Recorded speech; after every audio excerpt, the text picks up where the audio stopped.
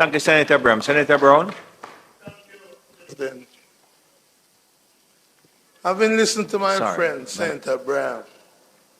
I had to reflect on how the digitalization process started, because we appear to think that we just arrived at it just now. I well recall, President, the debate way back when cable and wireless had a monopoly. And had a license for that monopoly up to, I believe, 2035. And the vision during those 18 years, Senator Fitzhenley, those 18 years, the vision to break up the monopoly, to open up the telecom industry, to bring in new players, and to benefit from the technological changes in the world. The foresight of a Philip Hallwell must never be forgotten in the discussions and debate about digitalization. It is best, President, recall in the statement by the Honorable Roger Clark, as he was then, that you take one phone and you call the next phone. Hello, hello. Hello, we are digitalized now. That's the import of those 18 years that laid the foundation for us today to talk about digitalization. So when we talk these things, let us give some credit to where it started. Started with controversy. Started with one side being critical of the move by the then government. I remember attending a meeting at Jamaica House. And as we walked out of the meeting, the then spokesperson for the opposition was so vehemently opposed to what was being done in breaking up the monopoly that all Mr. Adid was saying was corruption, corruption, corruption, all the way to the car park. And I was there. But it wasn't corruption, it was the vision of the PJ Patterson government.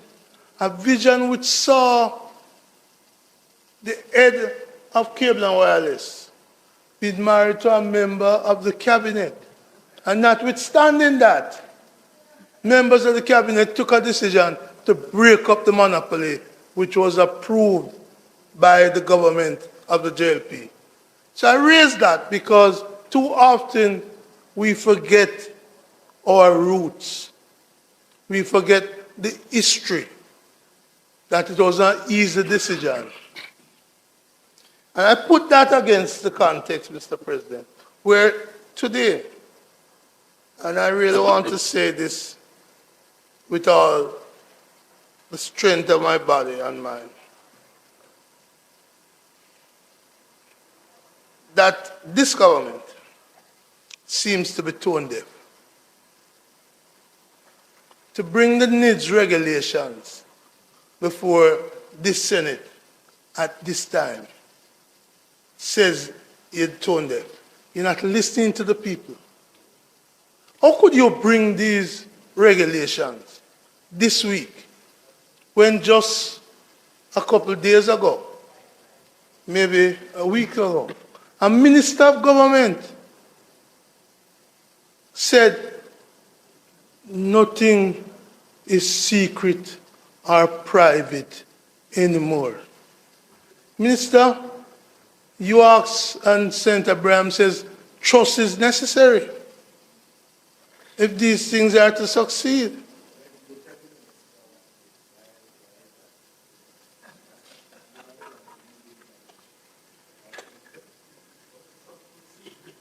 You know, my friend, let me put it this way. Let me put it this way. That minister since Moon Palace, don't talk to me. No, that's in Moon Palace. Right. Not only that.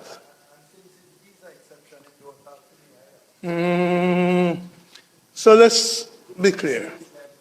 My concern, and is the extent to which the citizens of Jamaica can expect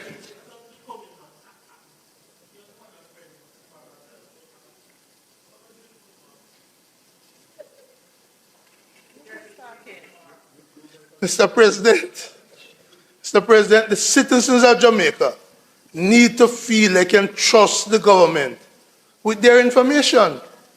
And when I'm senior member of the government can say there is nothing is secret and private, then I pray, Senator Braham, for the committee members. You know, you're talking about prayer. The Bible itself says so, you know. The Bible itself says pray- that nothing is secret because the Bible says.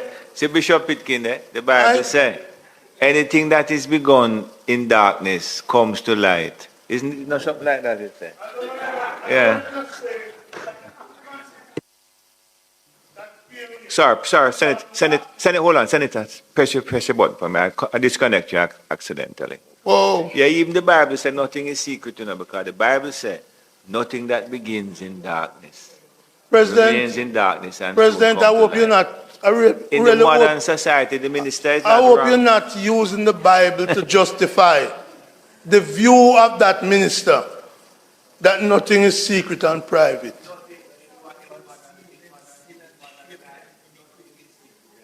President,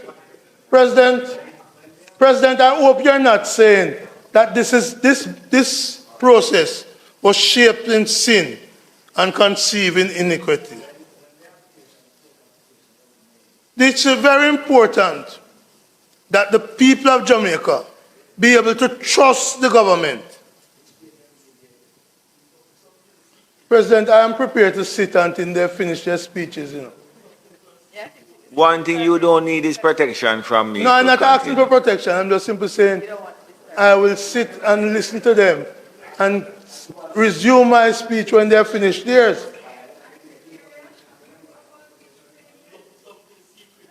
Mr. President, the lack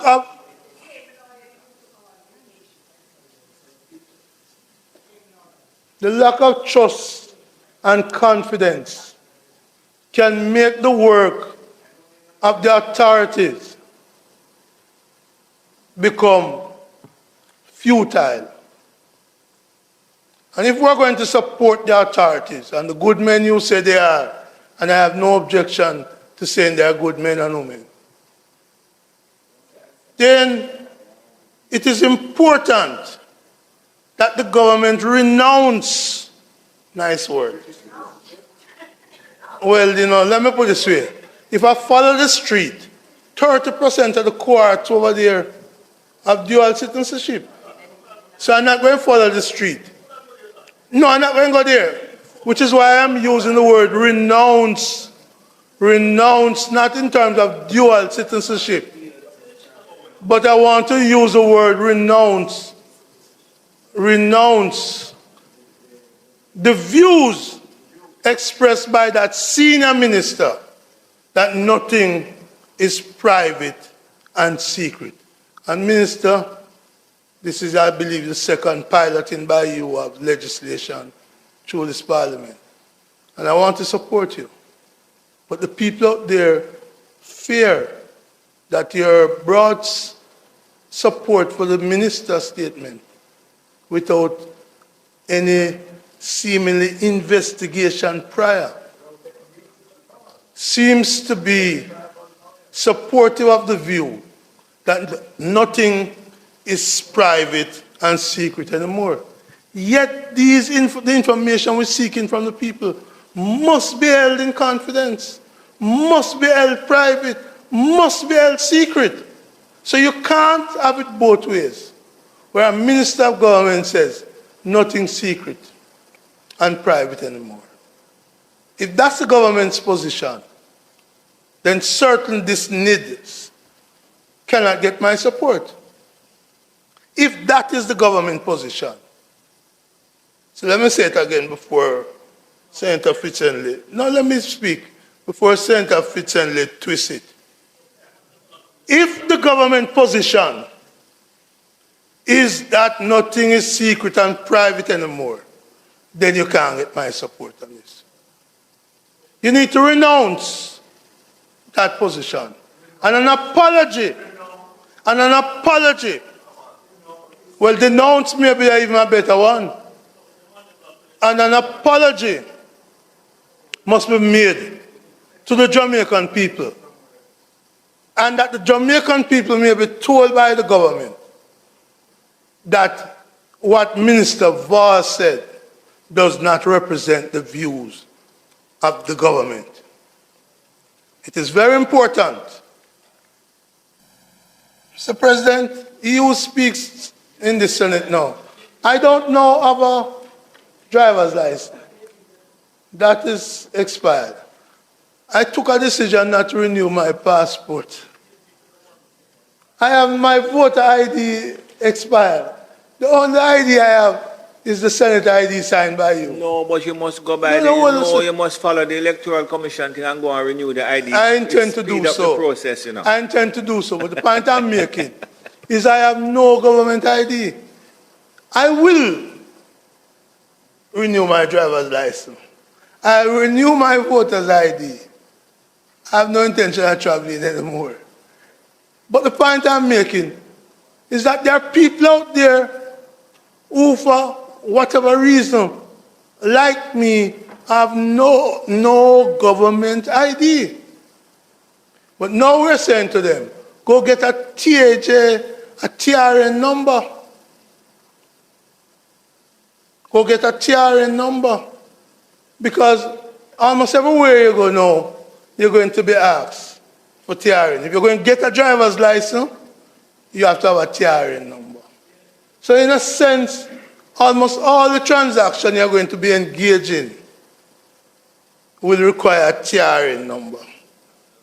And so in a big way, is TRN the route to mandatory, to compulsory recognition, registration under the NIDS? Is that what is being done? So on the one hand we say, it's not compulsory, but the demands of the society will be such that you must have a TRN, and therefore, in that way, you capture them into this database.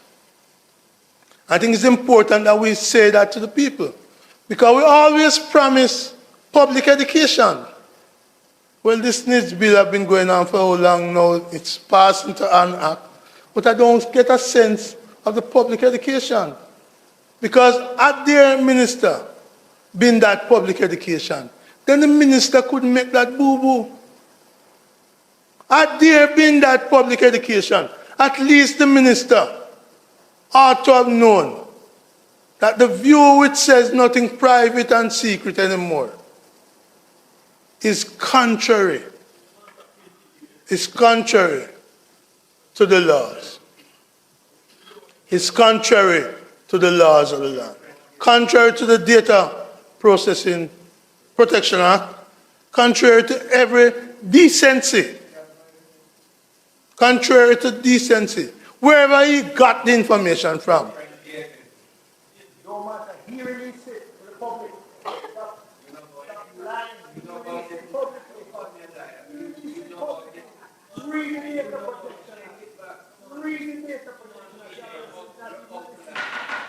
Mr. President.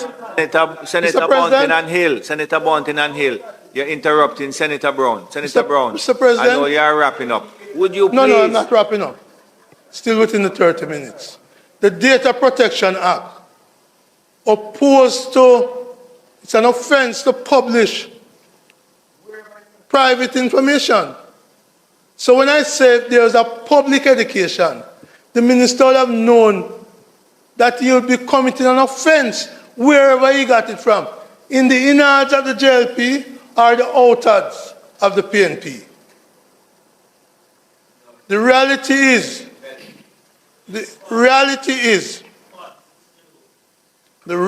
is we must respect our citizens.